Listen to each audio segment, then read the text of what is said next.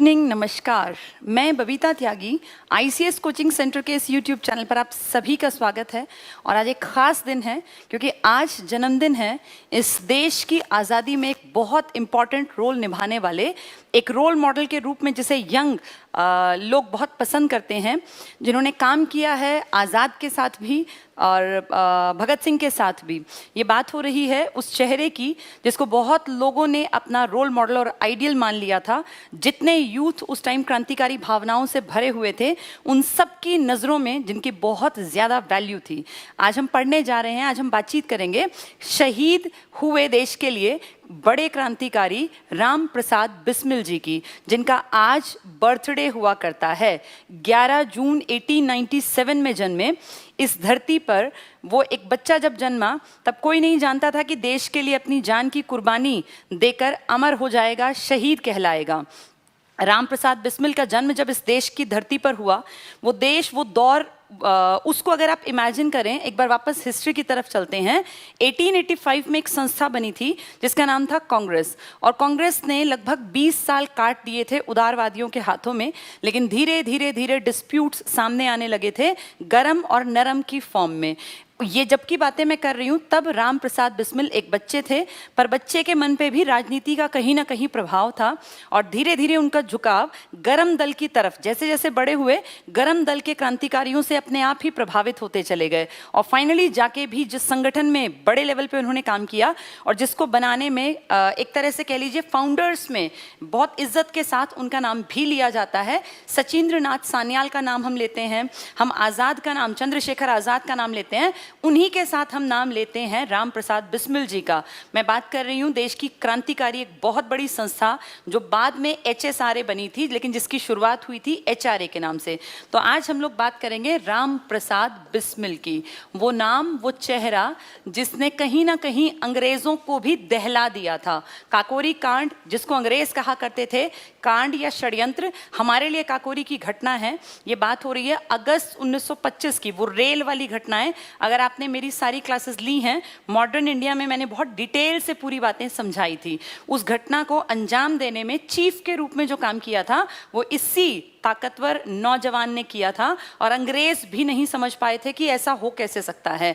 वो तो एक गलत आदमी, एक कोई कमज़ोर कड़ी इन क्रांतिकारियों में था, जिसके कारण ये पकड़े गए। और फाइनली अंग्रेज़ों ने एक लंबा लीगल प्रोसेस चला के 18 महीने बाद इन लोगों को फांसी पर लटका दिया था। लेकिन क्या फ़र्क पड़ता है, इंसान आते और जाते हैं, विचार कभी नहीं मरते। क्योंकि इन्हीं के विचारों को आगे फिर भगत सिंह लेकर चल पड़े थे, नौजवान भारत सभा के रूप में, और फिर HRA में समाजवादी और जोड़ के उसी को और बेहतर बना दिया था HSRA के नाम से। चलिए आज बातचीत करेंगे राम प्रसाद बिस्मिल जी के बारे में, क्योंकि आज इनका जन्मदिन भी है। राम प्रसाद बिस्मिल क्रांतिकारी, बहुत बड़े लीडर, एक ऐसा नौजवान जिसने देश के नौजवानों को एक कहीं ना कहीं मैसेज कन्वे किया कि वो भी मोटिवेटेड रहें। और जैसे ये देश के लिए फांसी के तख्ते पर झूल गए, ऐसे कभी भी देश की आज़ादी के लड़ाई में पीछे ना हटें।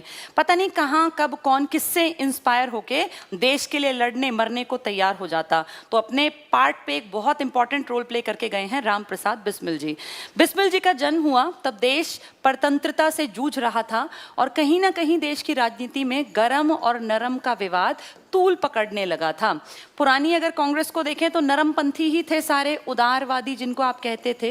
ये धीरे धीरे इनकी कमजोरी उजागर होने लगी और यंग लोगों का झुकाव कहीं ना कहीं होता चला गया गरम वालों की तरफ। लेकिन उस टाइम पे ये बच्चे थे, जो ये बात कर रही हूँ ना, एग्जैक्टली ये 1907 को अगर मैं कंसीडर करूँ, और अभी मैंने कहा इनका जन्म है 1897 का, तो महज 10 साल का बच्चा है। अभी वो डिसीजन नहीं ले सकता, लेकिन एक चीज़ होती है कि क्या सोचने लगा, उसका झुकाव, उसका नज़रिया किस तरफ डेवलप होने लगा। तो इनका झुकाव, इनका नज़रिया स्टार्टिंग से ही क्रांतिकारी जो लोग काम कर रहे थे उतने ज़्यादा मुखर नहीं, लेकिन हाँ कहीं ना कहीं बचपन में इनके मन में था कि मुझे इनके साथ जुड़ जाना चाहिए और मैं भी देश की आज़ादी की इस लड़ाई में कभी ना कभी जाके इनका साथ दूंगा। तो बचपन से एक सपना होता है ना कि आज़ादी के लिए मैं भी लड़ूंगा, मैं भी देश के लिए शहीद हो जाऊंगा, वो इनके मन में बचपन से घर कर गया था। जैसे जैसे उम्र बढ़ती गई, पढ़ते गए, पिताजी समझदार थे, पिताजी ने घर पर ही इनको हिंदी की अच्छी समझ इनके अंदर पैदा कर दी। कहते हैं ना, परवरिश का बहुत बड़ा योगदान होता है इंसान की पर्सनालिटी को शेप देने में। तो देखो एक एग्जाम्पल है, इनके पिताजी ने हिंदी पे एक अच्छी कमांड बना दी बचपन से ही। एक मौलवी जी रखे जिनसे इन्होंने उर्दू सीख ली। तो पिताजी को क्योंकि उर्दू पे उतना अच्छा उनका कमांड नहीं थी, तो एक मौलवी साहब को इन्होंने किया, जैसे आज प्राइवेट ट्यूशन करते हैं कि तुम वहाँ जाया करो और वहाँ से उर्दू सीखो। यही कारण है कि राम प्रसाद बिस्मिल की दोनों लैंग्वेजेस बहुत बढ़िया थी। ये उर्दू में भी शायरी लिखते थे और ये हिंदी में भी बहुत बढ़िया देशभक्ति से ओतप्रोत कविताएं लिखा करते थे। ये पिताजी के कारण अच्छी थी और ये मौलवी साहब के कारण। और फिर इनका एडमिशन कराया गया एक मिशनरी स्कूल में, जहाँ इनकी इंग्लिश पर भी कमांड बन गई। और अगर आपने कभी ऑब्जर्व किया हो, ध्यान दिया हो, जितने लोग बड़े ऊंचे पदों पर पहुंचे या जिन्होंने बहुत कुछ अच्छा अचीव किया, उनकी अगर आप कभी बायोग्राफी पढ़ते हैं, ऑटोबायोग्राफी, तो आप देखेंगे कि लगभग लोगों ने लैंग्वेज पे बहुत ज़्यादा कमांड बनाई।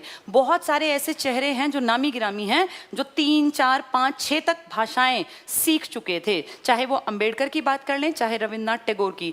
कई भाषाओं में पारंगतता आपके बौद्धिक स्तर की गारंटी देती है कि वो बाकियों से बहुत ऊंचा है। तो यहाँ 3 लैंग्वेजेस का मैंने जिक्र किया, और जो ये पोइट के रूप में जाने जाते हैं मेनली, वो हिंदी और उर्दू में। उर्दू में शायरी लिखा करते थे और हिंदी में बहुत बढ़िया कविताएं, लेख भी इनके फेमस हुए थे। परवरिश अच्छी थी, स्कूलिंग अच्छी थी, पेरेंट्स अच्छे मिले, तो धीरे धीरे दिमाग का विकास भी होता गया। और इन्होंने आगे बढ़ते बढ़ते स्कूल लेवल पर जब ये थे तो ये आर्य समाज से जुड़ गए। आर्य समाज आप सभी जानते हैं, स्वामी दयानंद सरस्वती की देन है। 1875 में मुंबई में बना था। तो ये लगा लो उसके काफ़ी साल जब वो चल चुका था, वो एक तरह से अपने आप को फेमस जो हो चुका था आर्य समाज एक संस्था के रूप में। और आर्य समाज मंदिर भी उस टाइम बहुत बड़ी संख्या में लगातार बनाए जा रहे थे। उस टाइम पे ये एक स्टूडेंट की लाइफ के दौर में ही प्रभावित होकर दयानंद सरस्वती जी की लेक्चर्स से, और फिर इन्होंने, ऐसा नहीं कि इन्होंने लाइव सुना क्योंकि दयानंद जी तो तब तक एक्सपायर हो गए थे, लेकिन उनकी किताब तो फेमस थी ना, आज भी चल रही है, पढ़ रहे हैं लोग आज भी। सत्यार्थ प्रकाश से बहुत इंस्पायर हुए, इन्हें मोटिवेशन मिला, और उस किताब के बाद ये धीरे धीरे आर्य समाज की तरफ इनका जो मन था वो मुड़ने लगा, और ये बढ़िया वाले आर्य समाजी बन गए। आर्य समाज में रोज जाया करते थे, वहाँ बैठते, मेडिटेशन, योगा, बहुत सारी अच्छी चीज़ें यहाँ सिखाई जाती। और यूथ की एनर्जी को सही डायरेक्शन में मोड़ना ही उस टाइम पे आर्य समाज का इकलौता टारगेट था कि कोई भी यूथ, कोई भी जवान बच्चा देश के लिए तब एसेट बनेगा, तब मानव संसाधन बनेगा जब वो अपनी एनर्जी को सही डायरेक्शन में लगा देगा। आज भी ऐसा ही है। ये देश बैठे बिठाए विकास नहीं करेगा, ये देश तब